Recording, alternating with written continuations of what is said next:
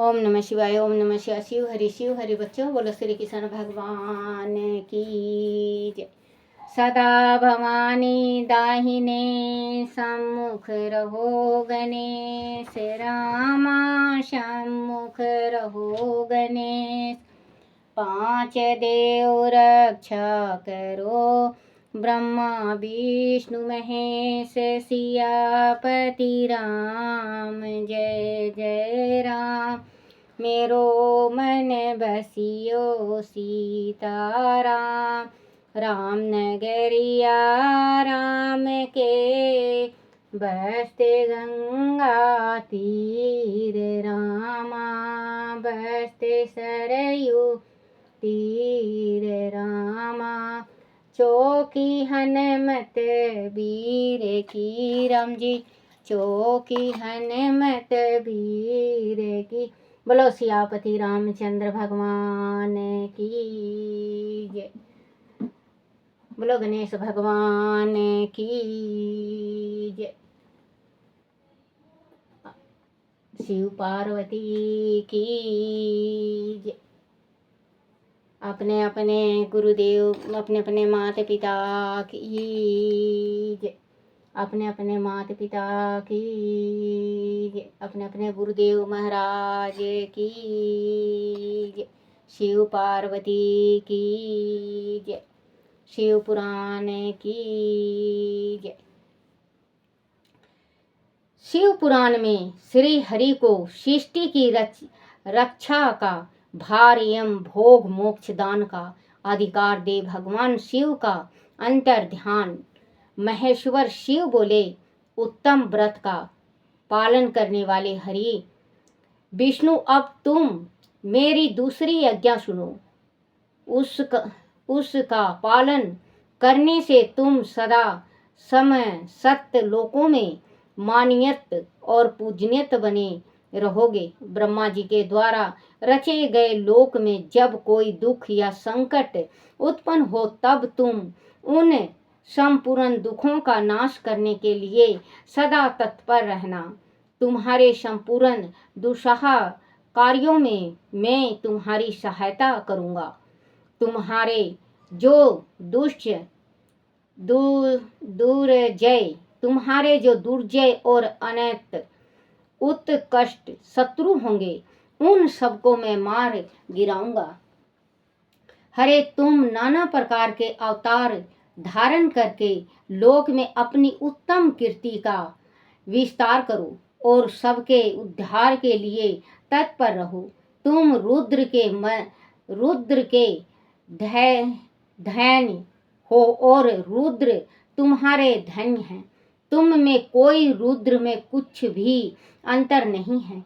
जो मनुष्य रुद्र का भक्त होकर तुम्हारी निंदा करेगा, उसका सारा पुण्य तत्काल भस्म हो जाएगा। पुरुषोत्तम विष्णु तुमसे द्वेष करने के कारण मेरी आज्ञा से उसको नरक में गिरना पड़ेगा। यह बात सत्य है, इसमें संशय नहीं है। तुम इस लोक में मनुष्य के लिए विशेष भोग और मोक्ष प्रदान करने वाले और भक्तों के धन्य तथा पूजन होकर प्राणियों का निग्रह और अनुग्रह करो। ऐसे कहकर भगवान शिव ने मेरा हाथ पकड़ लिया और श्री विष्णु को सौंपकर उनसे कहा, तुम संकट के समय सदा इनकी सहायता करते रहना। इनके अध्यक्ष होकर सभी को भोग और मोक्ष प्रदान करना तथा सर्वदा समस्त कामनाओं का साधक एवं सर्वश्रेष्ठ बने रहना। जो तुम्हारी शरण में आ गया वह निश्चय ही मेरी शरण में आ गया। जो मुझ में और तुम में अंतर समझता है, वह अवश्य नरक में गिरता है। ब्रह्मा जी कहते हैं, देवसर भगवान देव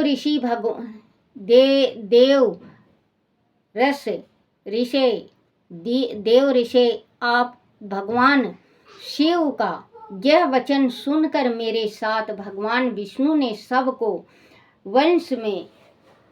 सबको वश में करने वाले विश्वनाथ को प्रणाम करके मंदे स्वर में कहा।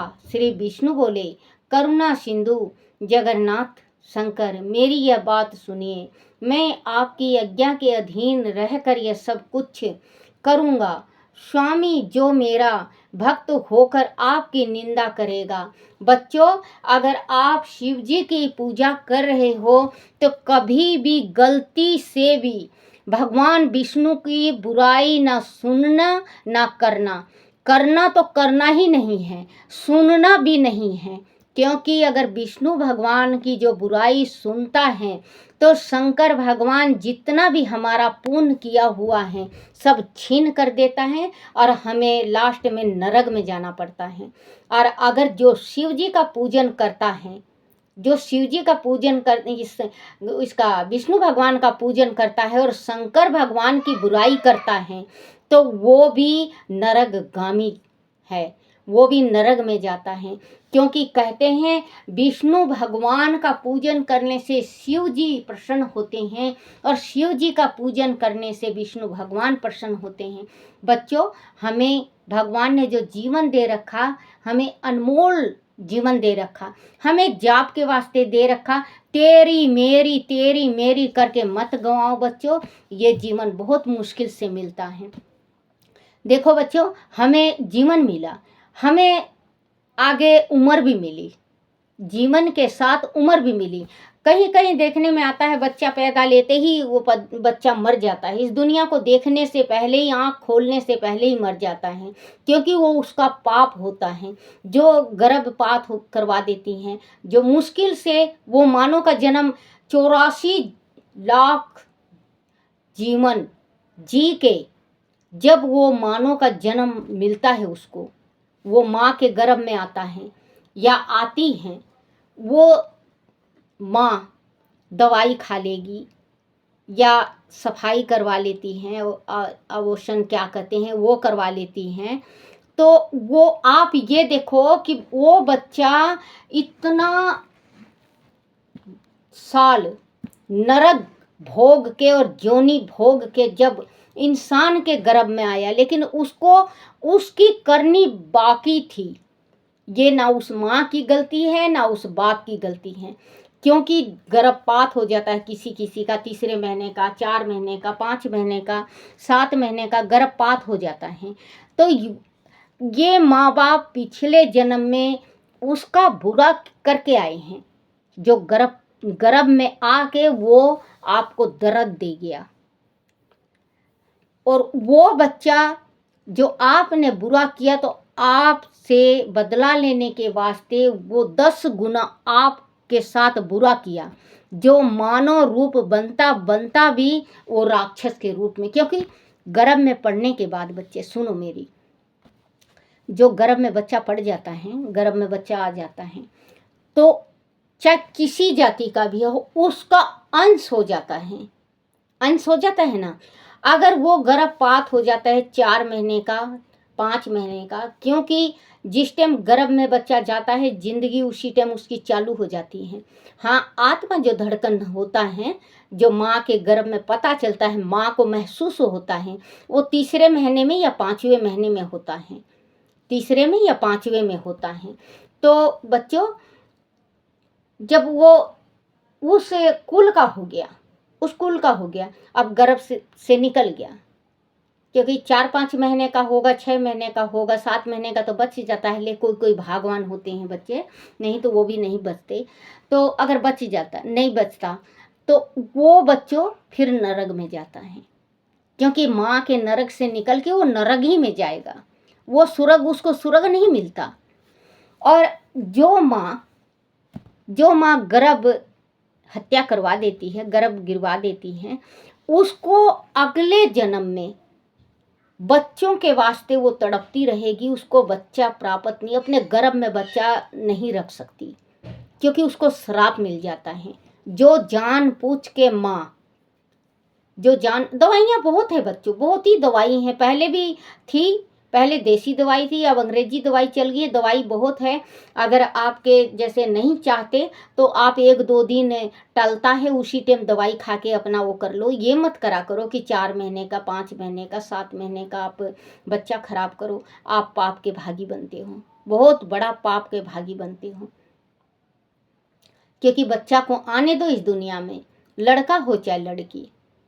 जैसे हमें जीने की तमन्ना और हमें जीने की यहाँ भगवान ने बख्शीश दे रखी, उस बच्चे को भी आप दे सकती हैं। वो बच्चा भी इस दुनिया का सुख देख सकता है, दुनिया का दुख देख सकता है, दुनिया का बुराइयां कर सकता है, ले सकता है, कर सकता है। और हो सकता है कि वो बच्चा आपकी पीढ़ी को तार दे। कोई बच्चा ऐसा भागवान हो जाता है कि 7 पीढ़ी को तार ले जाता है। 7 पीढ़ी को इतना पूजा पाठ भक्ति करता है जो भगवान प्रसन्न होके आशीर्वाद दे देते हैं। और कोई बच्चा ऐसा होता है जो तरे तराए 7 पीढ़ी को वो धक्का दे देता है, नरक में चले जाते हैं। तो ये करनी और धरनी होता है। तो बच्चों, ये शिव पुराण जो सुनता है या पढ़ता है, देखो जितना कोई पढ़ता है और जो जितना सुनता है उसका पाप धीरे धीरे सब धुल जाता है। जो गौ हत्या, जिससे जो गाय को बांध दिया और गाय मर गई, गाय खूटे ही में मर गई, तो वो गौ हत्या होता है, उसको गौ हत्या लग जाता है। तो वो गौ हत्या तक इसमें टल जाता है। अगर ब्रह्म हत्या है तो ब्रह्म हत्या भी शिव पुराण पढ़ने से और सुनने से ब्रह्म हत्या का दोष भी दूर हो जाता है। तो बच्चों, वही कहते हैं कि ये ग्रंथ में जो भगवान इन ऋषियों ने बना रखा, तो कुछ सोच समझी के बनाए होंगे बच्चों। ये मृत्यु लोक हैं। पहले सतयुग में तप करते करते दिमक लग जाया करता, भगवान दर्शन बहुत मुश्किल से देते थे। ये सतयुग है। ध्यान से बैठ के देखो बच्चों, अगर आप 12 साल एक मंत्र का जाप करते हो और मंत्र में इतनी शक्ति हो जाती, इतनी शक्ति मिल जाती है कि आप मरे हुए को भी जीवित कर सकते हो। ये कलयुग है। कलयुग में भगवान बहुत जल्दी प्रसन्न होते हैं। आप भगवान की भक्ति करके देखो। और क्योंकि अगर हम पूजा कर रहे हैं विष्णु भगवान का और शिव जी की बुराई कर रहे हैं तो हम नरकगामी, अगर शिव जी का कर रहे हैं और विष्णु भगवान का हम बुराई कर रहे हैं जब भी नरकगामी। क्योंकि दोनों शिव जी के शरीर से ही ब्रह्मा विष्णु महेश निकले हैं। कि ब्रह्मा कहते हैं, मैं भी पहले बोलती हूँ ना बच्चों, जो मैं पहले बोलती हूँ, क्या बोलती हूँ मैं? सदा भवानी दाहिने सम्मुख रहो गणेश, 5 देव रक्षा करो ब्रह्मा विष्णु महेश। 5 देव हो गए, भवानी सबसे पहले आती, फिर गणेश आते हैं, फिर ब्रह्मा विष्णु महेश आते हैं। जिसके घर में 5 देव रक्षा करते हैं उनके घर में किसी चीज की कमी नहीं रहती बच्चों।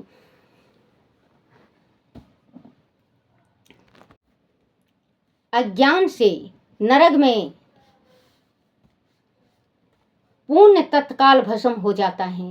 पुरुषोत्तम विष्णु तुमसे द्वेष करने के कारण मेरी आज्ञा से उसको नरक में गिरना पड़ेगा। वह बात सत्य है, इसमें संशय नहीं है। तुम इस लोक में पुरुष के लिए विशेष भोग और मोक्ष प्रदान करने वाले और भक्तों के धन्य तथा पूज्य होकर प्राणियों का निग्रह और अनुग्रह करो। ऐसा कहकर भगवान शिव मेरा हाथ पकड़ लिए और श्री विष्णु को सौंप कर उनसे कहा, तुम संकट के समय सदा इनकी सहायता करते रहना। सबके अध्यक्ष होकर सभी को भोग और मोक्ष प्रदान करना तथा सर्वदा समस्त कामनाओं का साधक एवं सर्वश्रेष्ठ बने रहना। जो तुम्हारी शरण में आ जाए वह निश्चय ही मेरी शरण में आ गया। जो मुझ में और तुम में अंतर समझता है वह अवश्य नरक में गिरता है। ब्रह्मा जी कहते हैं, देव ऋषि भगवान शिव का यह वचन सुनकर मेरे साथ भगवान विष्णु ने सबको वश में करने वाले विष्णुनाथ को प्रणाम करके मंदेश्वर में कहा। श्री विष्णु बोले, करुणा निधि जगन्नाथ शंकर, मेरी यह बात सुनिए। मैं आपकी आज्ञा के अधीन रहकर सब कुछ करूँगा। स्वामी, जो मेरा भक्त होकर आपकी निंदा करे उसे आप निश्चय ही नरकवास प्रदान करें। नाथ, जो आपका भक्त है वह मुझे अत्यंत प्रिय है। जो ऐसा जानता है उसके लिए मोक्ष दुर्लभ नहीं है। श्री हरि का यह कथन सुनकर दुख हर ने उनकी बात का अनुमोदन किया और नाना प्रकार के धर्मों का उपदेश देकर हम दोनों के हित की इच्छा से हमें अनेक प्रकार के वर दिए। इसके बाद भक्त उत्सल भगवान शंभु कृपा पूर्वक हमारी ओर देखकर हम दोनों के देखते देखते सहसा वहीं अंतर ध्यान हो गए। तभी से हम लोक में लिंग पूजा का विधान चालू हुआ है। लिंग में प्रतिष्ठता भगवान शिव भोग और मोक्ष देने वाले हैं। शिवलिंग की जो वेदी या अर्घ है वह महादेवी का स्वरूप है और लिंग साक्षात महेश्वर का लय का अधिष्ठान होने के कारण भगवान शिव को लिंग कहा गया है, क्योंकि उन्हीं में निहित जगत का लय होता है। महामुनि जो शिवलिंग के समीप कोई कार्य करता है उसके पूर्ण फल का वर्णन उनकी शक्ति मुझ में नहीं है। विष्णु भगवान कह रहे हैं कि जो शंकर भगवान का पूजन करता है विधि विधान के साथ और जो उनको अर्पण करता है या जो उनकी भक्ति करता है, माला फेरता है, उस कार्य को कहने के मतलब पुण्य का फल कहने का काबिल मैं नहीं हूँ। जो शिव जी का पूजन करता है वो इतना महान है। विष्णु भगवान कह रहे हैं कि वो इतना महान है। तो बच्चों, भगवान शिव जी का ध्यान और पूजन भक्ति करने से बहुत बड़ा पुण्य मिलता है, क्योंकि विष्णु भगवान 4 महीने के वास्ते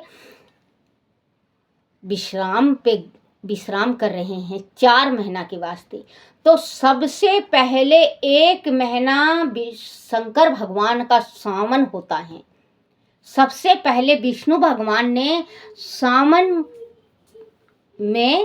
1 महीने का सावन शिव जी को दिया है। जो शिव जी का पूजन करता है वो घरदानी है। आप शिव जी का पूजन कर रहे हो तो आप दिल खोल के, दिल एकदम मन साफ करके पूजन भक्ति भाव से पूजन करो शिव जी का। तो देखना बच्चों, आप लोगों की जो मुरादें हैं वो पूर्ण होंगी, क्योंकि विष्णु भगवान ने सबसे पहले इस वास्ते दिया है कि शंकर भगवान जैसे देव महादेव इस संसार में कोई नहीं है। जितना बड़ा दिल उनका है, दरिया दिल, क्योंकि ये तो ओघरदानी है। रंग से राजा कब बना दे किसी को पता नहीं आता। एक कहानी याद आ गया। एक 2 भाई थे, ब्राह्मण थे, 2 भाई, दोनों भाई थे। तो दोनों गरीब थे। वो मांगते, एक अंधा था एक बहरा था। तो दोनों वो मांगते, उनको खाने को नहीं मिलता। शिव जी का बहुत भक्ति करा करते। पार्वती माँ कहने लगी, बोला शिव जी, इनको आपके जो सेवक हैं ये बेचारे भूखे मरते हैं, आप इनको माया दे दो, जो कुछ कमा के खा लेंगे। शिव जी कहने लगे, पार्वती प्रिय, इनके तकदीर में अभी माया नहीं है। बोले नहीं, मैं नहीं सुनती, आपको देना पड़ेगा, क्योंकि गौरी माता पार्वती जो कहती हैं वो शिव जी को करना पड़ता है। वो कहे, बोले कोई बात नहीं, मैं दे दूंगा। भगवान ने, वो भीख मांग के आ रहे थे, भगवान ने मुंदरी डाल दी उनके एकदम बिल्कुल सामने, 1.25 हाथ आगे। अब उन लोग क्या कहे, मुड़ के पीछे मुड़ गए और कहने लगे, भाई रोज रोज तो हम देख के चलते हैं, तू तो अंधा है, मैं देख के चलता हूँ, मैं तो आज अंधा अंधा बन के चलेंगे, तेरे जैसे देखूं तो मैं भी दिखेगा कि नहीं। उसको नाक के चला गया।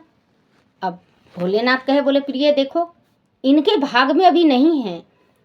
पार्वती कहने लगी, बोले नहीं, बोले भाग में तो है, बोले दे दो।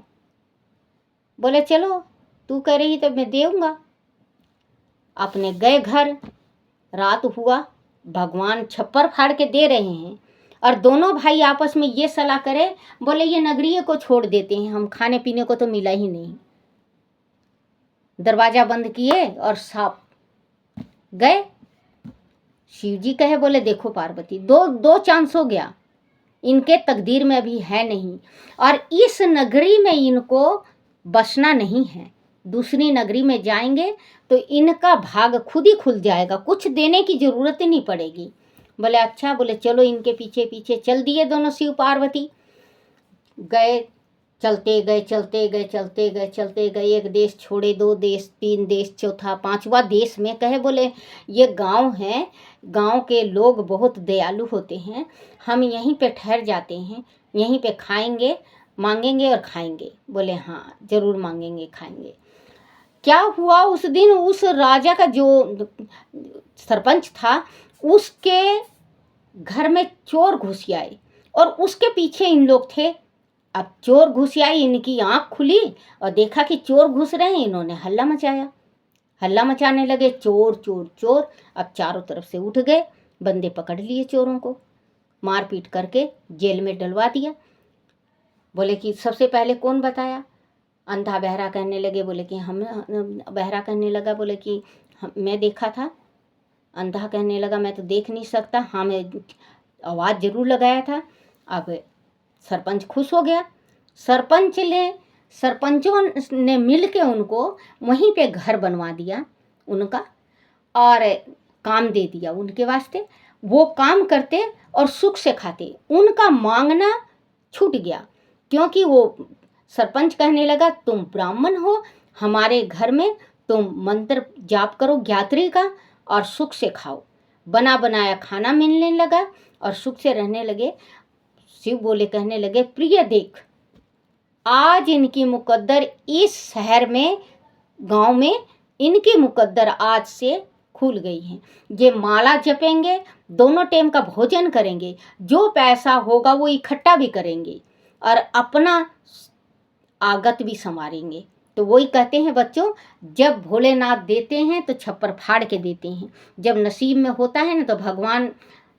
लेकिन एक बात जरूर याद रखना बच्चों, अगर आप बहुत साल हो गया एक गांव में या शहर में, बहुत साल हो गया है आपको, और आप बफे नहीं हो, कोई आगे पैसा नहीं आया, कोई आगे कमाई नहीं हुआ, आगे संतानों में वृद्धि नहीं हुई, तो उस देश को आप छोड़ के दूसरा देश में जरूर जाके देखना बच्चों, क्योंकि शंकर भगवान का और माँ पार्वती का ये आशीर्वाद होता है कि एक देश में अगर हमारा मुकद्दर साथ ना दे तो दूसरा मुकद्दर में, दूसरा शहर में हमारा मुकद्दर साथ देता है।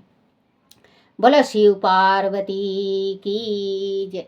ओम नमः शिवाय, ओम नमः शिवाय, ओम नमः शिवाय बाबा, ओम नमः शिवाय, ओम नमः शिवाय शंभु, ओम नमः शिवाय, ओम नमः शिवाय भोले, ओम नमः शिवाय, ओम नमः शिवाय। शिवाय नमो, शिवाय नमो, शिवाय नमो, शिवाय नमो। ओम